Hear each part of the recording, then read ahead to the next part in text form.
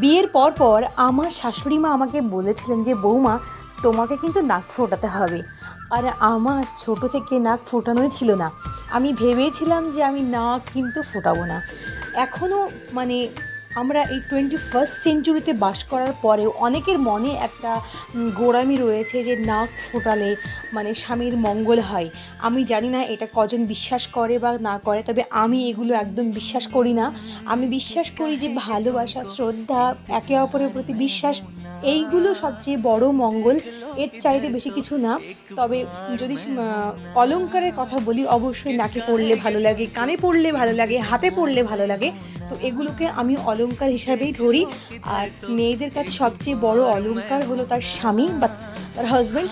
তো সে যদি থাকে তাহলে নতুন করে আর অন্য কিছু পরা লাগে না।